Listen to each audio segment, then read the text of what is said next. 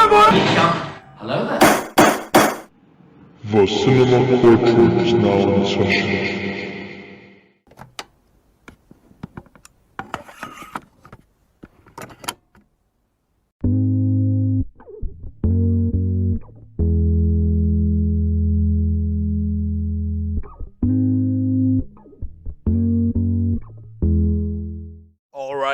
All right. We are now 30 episodes in of the cinema courtroom. Ladies and gentlemen of the jury, welcome to the cinema courtroom show, a podcast where your favorite blockbusters await trial with your host and galactic judge, Makram Mark. Do not forget to like and subscribe on whatever streaming platform that you just be happening to tune into by chance, whether it be Spotify or Stitcher or Google Podcasts or Amazon Music, or even, which is where most of the viewership base is at, the Cinema Courtroom YouTube channel, because every click on the icon counts. Don't forget to ring the notification bell and share this podcast with your friends, family, cat, dog, pigeon, whomever, as we talk about Avatar, The Way of Water. And before we get started, I would just like to let you guys know that we are going to be discussing spoilers almost immediately, because, well, it's 3 hours and 12 minutes, and there's a lot to unpack from this movie. Now, without further ado, let's review Avatar, The Way of Water, the sequel to Avatar. The way of water connects all things. Before your birth and after your death. This is our home! I need you with me. And I need you to be strong.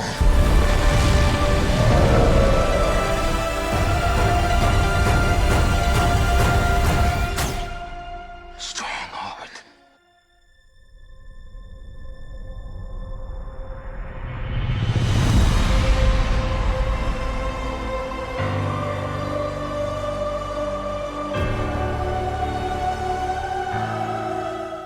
I would like to first kick off this review by talking about the opening of this Avatar movie, which basically opens with a monologue by Jack Sully, who is now chief of the Omatikea clan. I probably butchered the pronunciation of that word, but who actually gives a shit?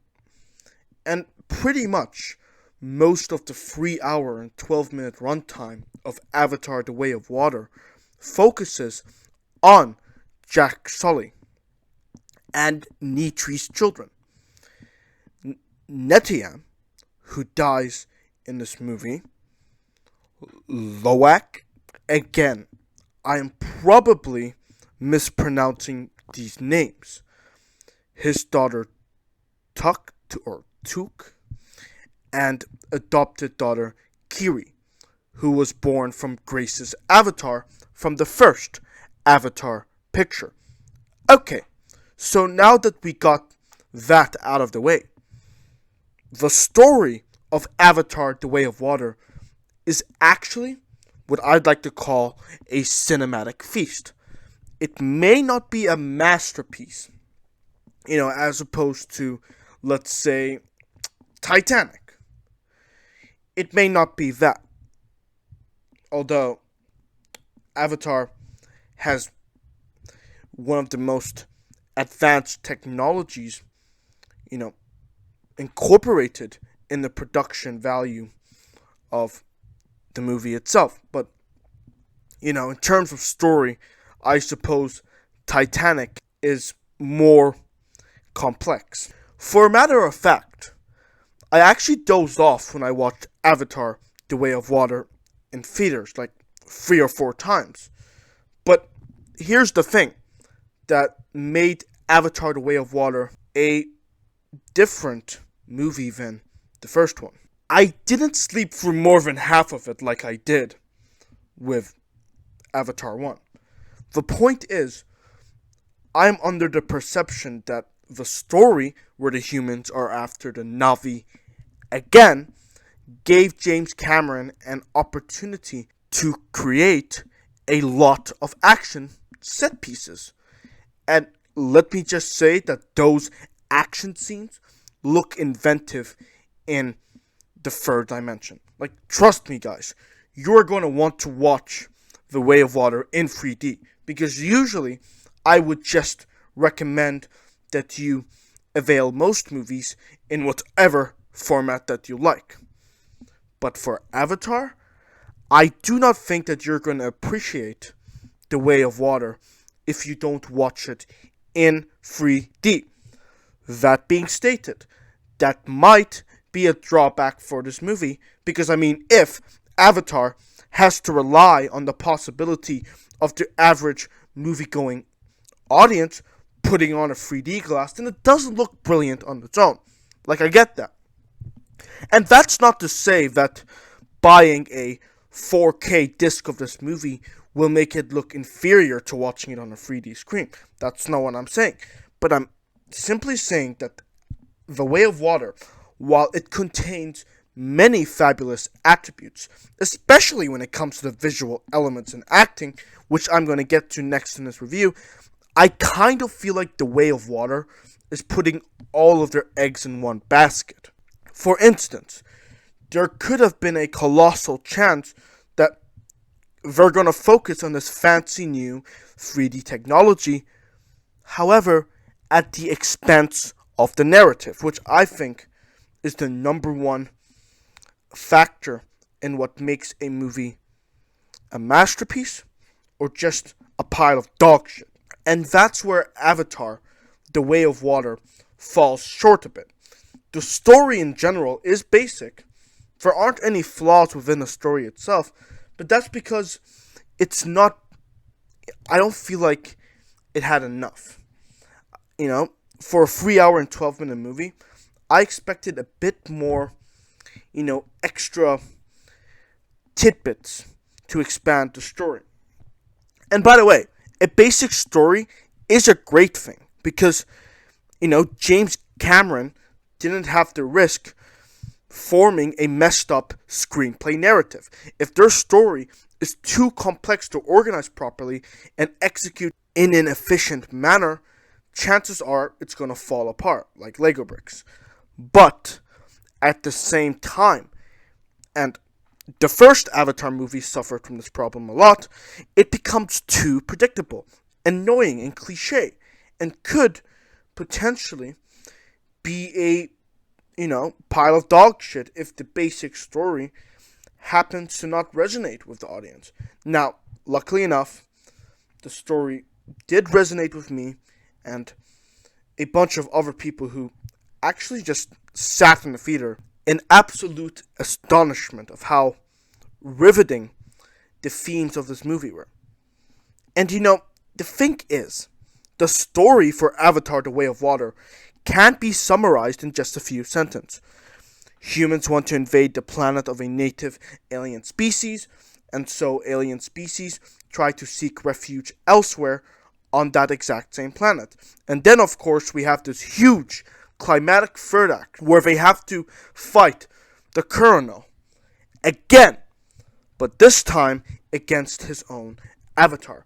And in an attempt to increase the dramatic weight of this movie, Spider is Quaritch's son, which means that Spider has to deal with an internal conflict because of the barriers put in place between him, who is a lab rat, and his real biological father, who obviously cares about him to an extent. Another thing I would like to converse about Avatar: The Way of Water is how Avatar: The Way of Water doesn't shy away from relevant topics in today's world.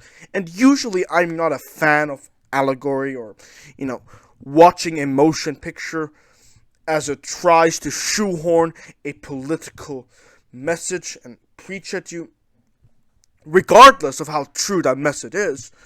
Because the reality is, we watch those fictional movies to experience and escape from the harsh realities surrounding us.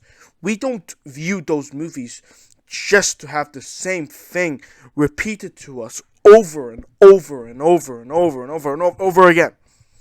But I will have to make a tiny exception for Avatar: The Way of Water, because this motion picture delves into Pandora's water habitat in a lot more depth than the actual plot itself, which is very insane when you think about it. But it also means that we get to have some cool visual sequences and dolphins to come along with it, and fish, crabs, sea creatures. Like, it's pretty clear that Avatar: The Way of Water is, through its visual intrigue, environmentally aware and is attempting to convey a crucial message. We get to see those weird-ass dolphins get injured multiple times, and I think they're called tulkins. I am actually not sure what they are called exactly.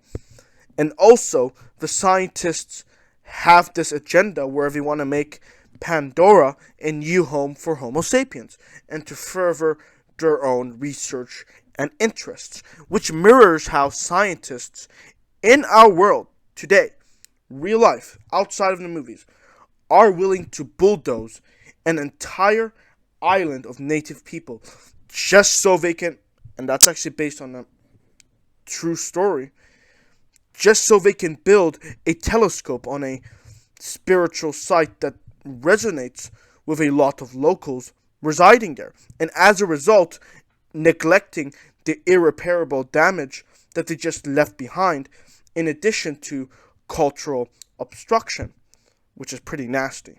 So, I mean, the theme of Avatar: The Way of Water is quite liberal when it comes to, the message of preserving the environment, which is a good thing, in my opinion, a fascinating thing, because unfortunately, and let's face it, and can we just be real, we are absolutely a asshole species. Us humans, we don't care about the animals, plants, or the people around us. We just care about our capital interests. And, I mean, hey, we do what we do to survive. But, what may be seen as survival for one species might actually be a danger to another. So, that's kind of the philosophy here. Okay, so how about the visual elements of Avatar: The Way of Water? Well, I think that those visual elements are objectively skillful in every conceivable way. The title Way of Water doesn't even do justice for the amount of water showcased in this movie. As I've mentioned before, I watched Avatar: The Way of Water in 3D, and the perfect third-dimensional cinematography actually makes it feel like you're underwater. I have to remind myself that, listen, this is only a movie, and that I'm not actually dunking my head underwater. It felt that realistic. The acting in this movie is also really exceptional. By the way, can someone please fetch Zoe Saldana an Academy Award? Like, honestly, when her character's son dies in the hands of Quaritch, Nitri's son, and she exhibits disorderly rage, that is conveyed impeccably. Like, and also her singing in this movie was pretty good as well. So I mean, I don't know what else to say except Avatar: The Way of Water is easily on my top list of films this year. My number one movie of 2022 is The Batman, and second is Everything Everywhere All at Once, and then Top Gun Maverick, and then this Avatar movie, which I can't be more than happy to review, because it is a very good movie. And it's infested with stunning elements. The cast and crew elevate this movie to a substantial extent. And just,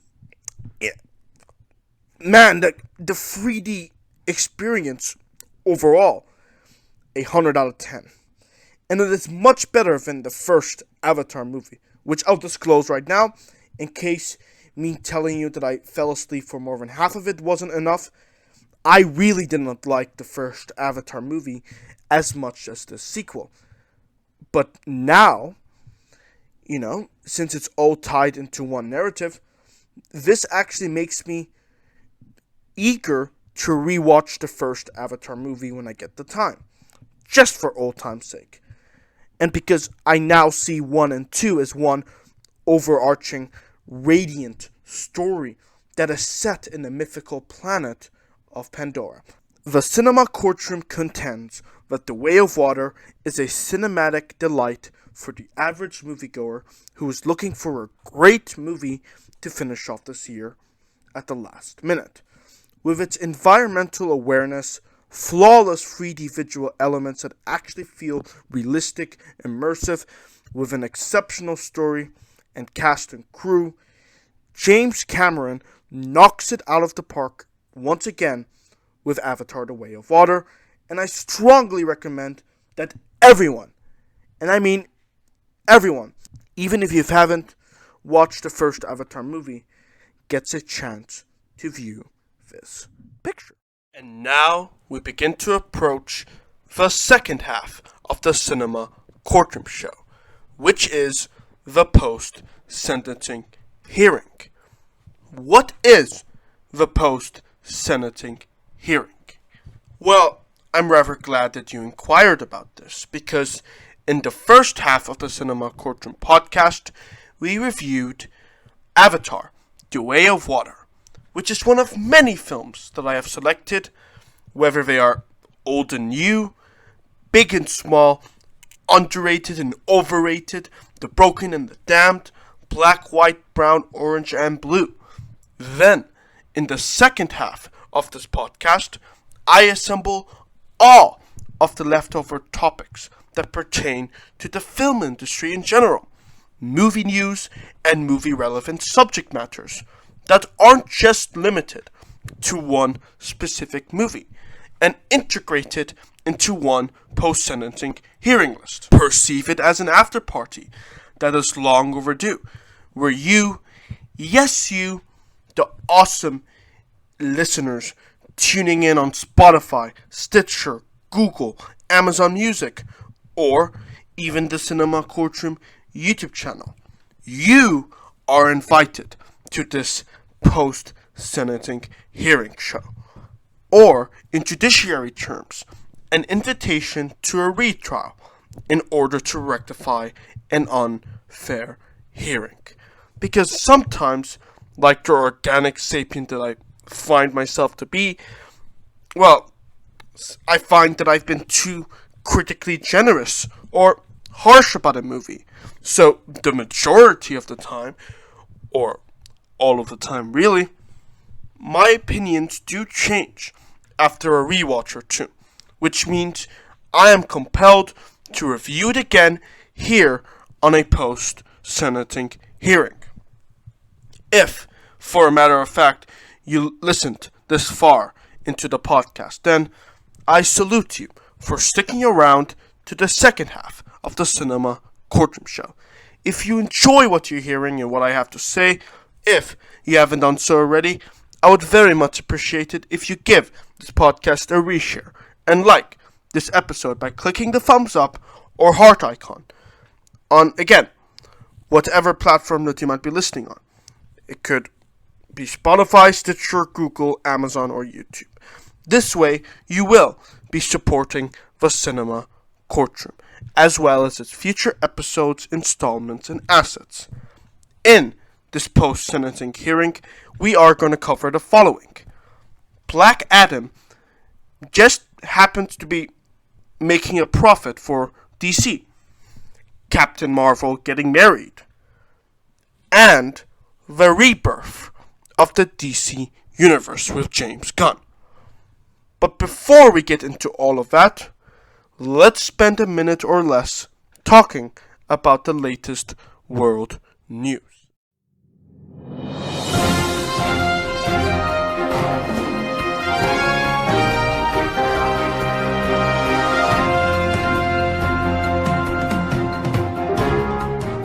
Elden Ring consolidates the Game of the Year award of this year.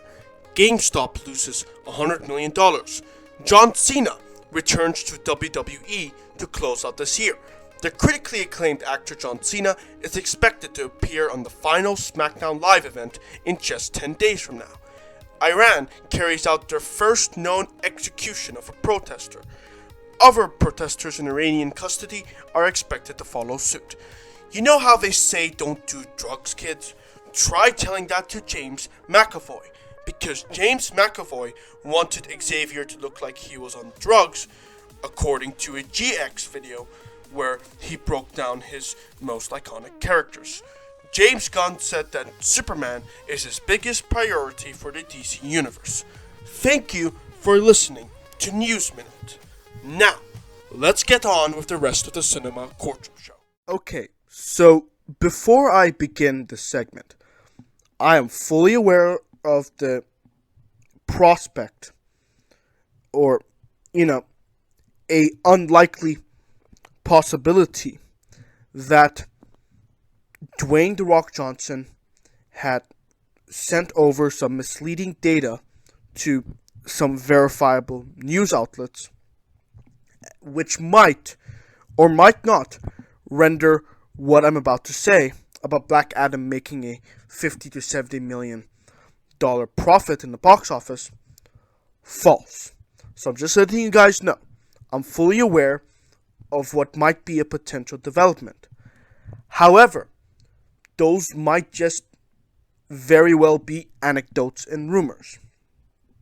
Black Adam, and I think I believe Dwayne "The Rock" Johnson when he says that Black Adam made $50 to $70 million in the box office. Now, other than that, there has been some misinformation spread when it came to those box office returns for Dwayne "The Rock" Johnson's Black Adam. There have been a few reports, and by the way, I just want to stop myself before I continue conversing about this subject matter. You should give my Black Adam review a listen, because that is where you are going to hear my full thoughts about the movie. But just to sum it all up, Black Adam is an exciting movie. I remember saying that it was an epic and enjoyable time at the cinema. But let's just say there have been better DC movies than Black Adam. Like 100%. We have, Man of Steel, Batman vs. Superman, Zack Snyder's Justice League, the first Wonder Woman, Aquaman, Shazam. All of these movies are 10 times better than Black Adam. Oh, and The Suicide Squad, directed by James Gunn, who we're going to talk about in a bit. So anyway, there have been a few sources that falsely reported that Black Adam lost a shy of $100 million. We would have probably believed that report had it not been for Dwayne "The Rock" Johnson's tweet, which I referred to, before. So, Dwayne "The Rock" Johnson tweeted the following: "Waited to confirm with financiers before I share this excellent #Black Adam news. Our film will profit between $52 to $72 million. Fact," followed by a full stop. So it's affirmative. Dwayne "The Rock" Johnson has said that Black Adam will make a $52 to $72 million profit. Continuing on, at almost $400 million worldwide, we are building our new franchise. Funny how that turned out. Step by step. Enclosed in brackets, first Captain America did $370 million for the DC future. $52 to $72 million potentially. Just wow. Now, there are some people, and I understand why they do it. They're going to jump to the conclusion that The Rock was desperate and immediately started throwing in spreadsheets. I am not a box office pundit by any means, but from what I can surmise from this development, Black Adam may as well have generated a wider profit margin than Man of Steel, which was released in 2013. Because, the Man of Steel himself showed up in the Black Adam post-credit scene. So, Black Adam should have at least made a profit, right? I think it did. Because if Black Adam made a, 50 to 70 million. And the reason why I'm saying all of that is because Man of Steel made a net profit of $42 million. So we're talking about $32 million difference here. But you know what?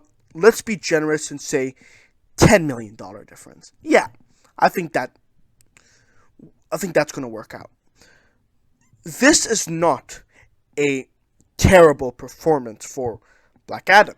Granted, we're comparing Black Adam to Man of Steel, which is a decade old. So, there isn't really a high bar there, but still, I think that the crew over at Warner Brothers Discovery, Dwayne "The Rock" Johnson, Henry Cavill, who's unfortunately no longer Superman. Again, I'm going to talk about that very shortly. And everyone else that was behind the production of Black Adam should count that as a win and go out for drinks later. Even though Black Adam is no longer going to exist in any capacity in the DCEU. What do you think about this latest box office development about Black Adam? We're obviously going to update this information as new box office reports come up. But do you think that Black Adam, which is now available on digital by the way, generating a 50 to 70 million profit bracket, should be deemed as a victory for Dwayne "The Rock" Johnson? Whatever your thoughts and perceptions are, let me know them in the comment section below or our Twitter inbox at Cinema Courtroom. Captain Marvel has a husband? Okay, what on earth did I just read? Just now. Just when I think I am done with recording this podcast, they pull me back in. According to an alleged scooper who has gotten many things wrong in the past, but has proven to be accurate in some of his predictions, and one minor scoop then and there, Daniel RPK. Here is what this person, Daniel RPK, is suggesting. Park Seo-joon, I hope I'm pronouncing it correctly, is reportedly playing Carol Danvers' husband in Marvel Studios' The Marvels, releasing in 2023. He's playing a character called Prince Yan, a leader of a musical planet where everyone has to sing to communicate. Let me read that again. He's playing a character called Prince Yan, a leader of a musical planet where apparently everyone has to sing to communicate. I'm sorry, but what? Prince Yan isn't even packed with that much comic book lore to begin with, guys. He only has one connection to Captain Marvel, where he asks Captain Marvel to stop a ceremony, wedding ceremony that he didn't like or something. excuse me for taking that incident out of context, by the way, but I think that besides, Prince Yan not being talked about or shown as frequently in the comic books, I think that Captain Marvel having a husband is both interesting yet kind of odd at the same time. She strikes me as someone who takes pride in being single. She doesn't have time for relationships. She has to save a whole race of aliens from dying out. And also, there has been no indication that Captain Marvel was going to have a love interest in either Captain Marvel, Endgame, or even the Shang-Chi post-credit scene. And maybe I am just being jealous because Brie Larson, my oh my, is a hot, sexy woman. But this rumor, besides the fact that it doesn't have evidence to back it up, this rumor suggests that the Marvels are going to give Carol Danvers a husband out of nowhere. Or we might pull a, when Captain Marvel was searching for a home for the Skrulls, she got busy and hooked up with some guy that we only knew from one comic. Explanation. What do you think about this rumor? Do you think that there is credibility to be had in Daniel RPK's report? Or do you think that Captain Marvel did find herself a love interest? And I mean, hey, the last I checked, Carol Danvers is a human being. And what do human beings do, ladies and gentlemen? They fall in love. So, I mean, it's totally plausible that she got hitched, but in the grand scheme of Captain Marvel's story arc, maybe that isn't, nor should it be the case at all. Let me know your thoughts in the comments section below, or our Twitter inbox at Cinema Court. Boy, oh boy, do we have a lot to talk about in this segment of the post-sentencing hearing. It has been confirmed by the man and legend himself that Henry Cavill is no longer going to be playing Superman in the DC Extended Universe. Maybe he might play another DC character, but he's not going to play Superman anymore. James Gunn is also working on a young Superman movie where it follows his journey in Metropolis and his time at the Daily Planet. Now, I think that that's very interesting news.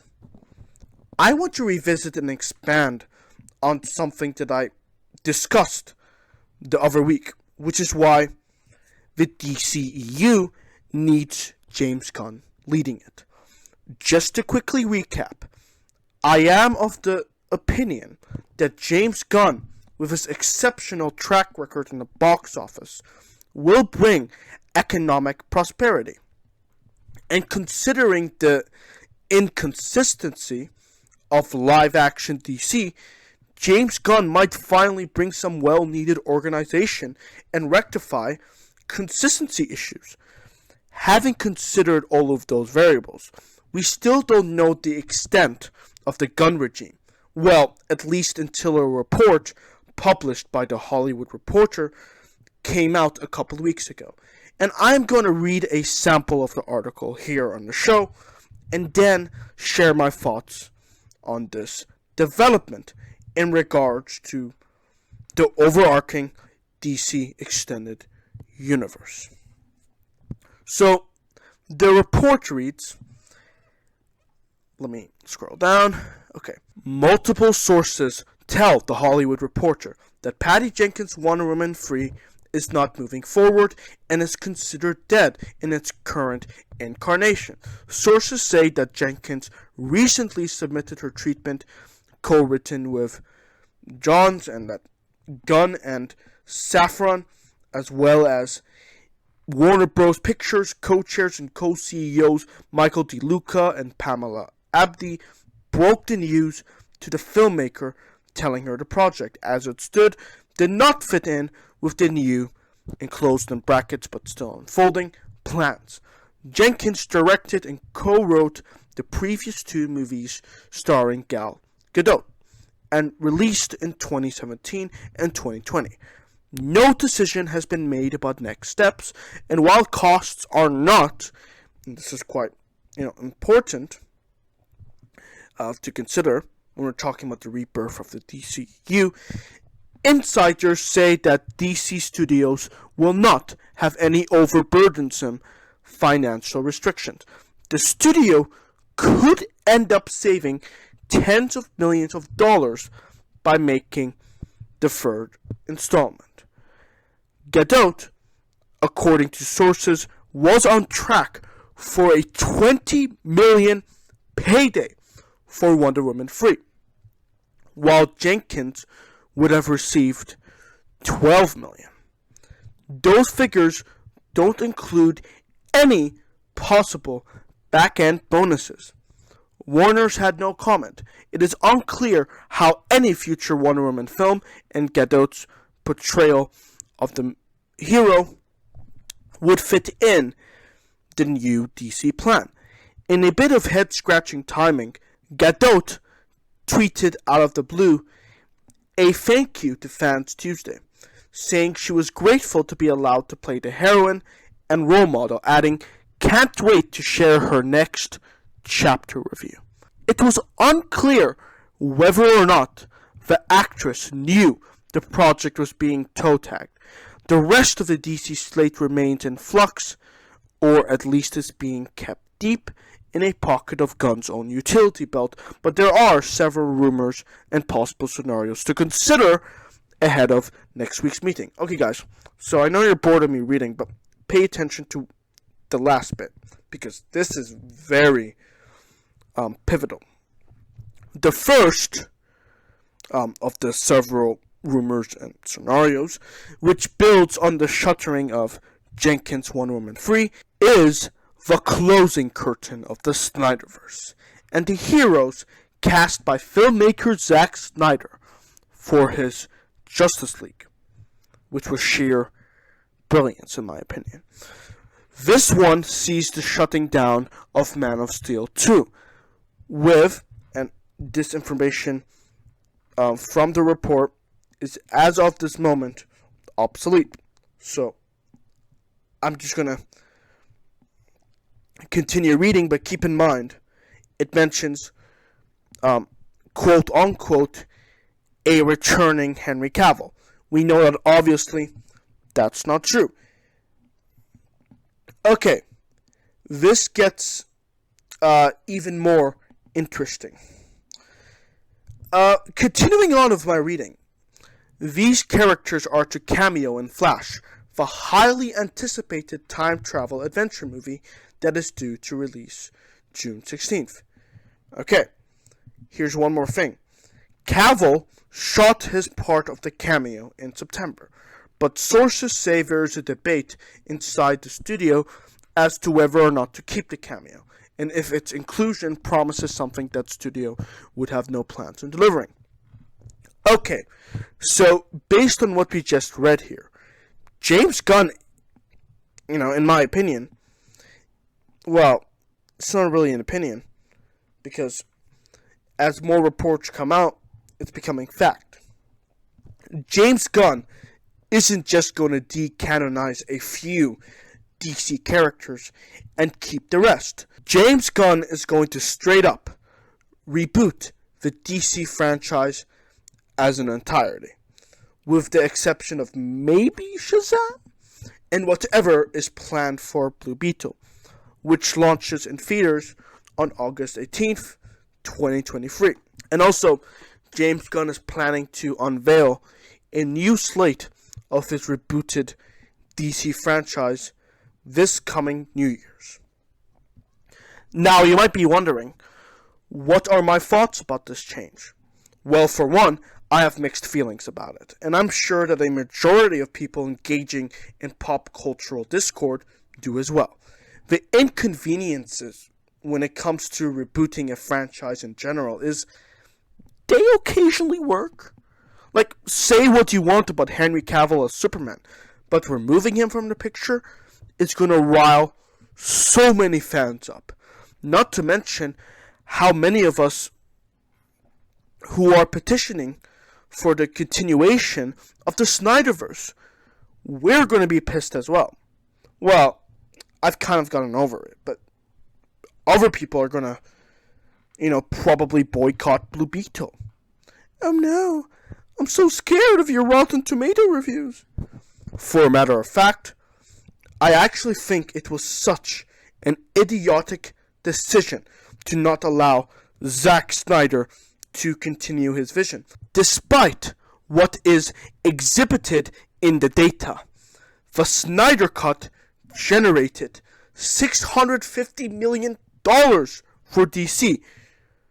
Are you really going to just let the Snyderverse go after such a commercial triumph? And listen, I support James Gunn's leadership of DC. I really do. And for a matter of fact, I think that sacrifices have to be made for the DCU and in the DCU for the purpose of getting back into shape. But at the same time, I am concerned about the prospect of maybe DC is going to abandon attributes that made their mythology so unique and distinctive from the MCU. Which is all, jokey, colored filters, and all of that fun jazz. But I think that the DC universe in live action, now, if we're talking about the cartoons and comic books, sometimes they're playful, especially with Superman. But in the DC, universe, we have the gritty and stoic realism of an alien like Superman living among us.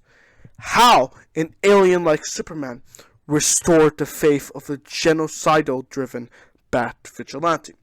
This is something that only Zack Snyder can contribute to the DC Cinematic Extended Universe. And I think that in itself deserves substantial acknowledgement.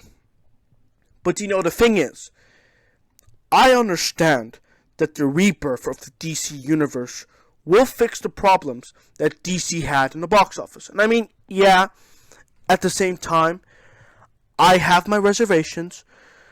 So, and I want to talk about one more thing that I just found out at the last second. And I've mentioned it in this segment a bit, but I want to actually talk about it now. Henry Cavill is no longer going to be playing Superman in the DC Universe. So, just to weigh in on this fresh development with 4 simple words. I am not impressed. Now, don't get me wrong. This could be a short-term drawback for a long-term reward. But if you assess Henry Cavill's career shift in the past few months, and considering that he dropped out of The Witcher, because he was basically guaranteed a seat in the table of the DC Universe. And then James Gunn and Peter Safran burst in and tell him to hit the gate. And are we supposed to be, are we supposed to go to Henry Cavill and, James Gunn and Peter Safran burst in and told you to hit the gate. Be happy. Okay, that is so bad. I'm probably going to cut that out because that is... Blah. That didn't even... No drum shot from me. Okay. So, James Gunn and Peter Safran kicked out Henry Cavill because they have other plans, apparently. And because they don't need him anymore. They told him, look, you're not going to play Superman anymore. And I mean, listen, it must have been really awful for Henry Cavill to come to terms with this news himself. And also, we can cry and moan all we want about this latest development, but it's Henry Cavill who's going to be affected the most by this decision. Let's read a statement that Henry Cavill made to add additional context. I have just had a meeting with James Gunn and Peter Safran, and it's sad news, everyone. I will, after all, not be returning as Superman. After being told by the studio to announce my return back in October, prior to their hire, this news isn't the easiest. But that's life. The changing of the guard is something that happens. I respect that. James and Peter have a universe to build. I wish them and all involved with the new universe the best of luck and the happiest of fortunes. That sounds very classy. Good on you, Henry Cavill, for writing that. So, he also mentioned that, we can mourn for a bit, but then we must remember Superman is still around, everything he stands for still exists, and yada yada yada. So anyway, this is what Henry Cavill said, which links back to the rebirth of the DC Extended Universe. Sometimes to be born again, you have to discard the old thing and replace it with something new. This is DC's born again moment, ladies and gentlemen. They're sacrificing Henry Cavill and even more money to compensate him for having to miss out on other career opportunities that we probably still don't know about. James Gunn is giving all of that up, Henry Cavill especially, for what he believes to be a more efficient future for the DC Extended Universe. So really, I am not comprehensive. I would be intrigued in reading your thoughts, opinions, and criticisms of the Gunn regime and the rebirth of DC. Let me know about them in the comment section below or our Twitter inbox at Cinema Courtroom to join the discussion today. We have now reached the end of this podcast. Thank you for tuning in to the Cinema Courtroom show, where we critiqued movies. I had a lot of fun doing this podcast, so why not subscribe if you enjoyed this 30th, and yes, I can't believe I'm saying this, 30th episode of the Cinema Courtroom, just as I do every week making them. I hope to see you guys again in the next and 31st episode of the Cinema Courtroom show, which launches on Spotify, Anchor, Stitcher, Google Podcasts, Amazon, the Cinema Courtroom YouTube channel, you name it. Thank you once again for listening to the end, ladies and gentlemen of the jury. I am your galactic judge, Mark, and I hope you have a spectacular day, as well as holiday season.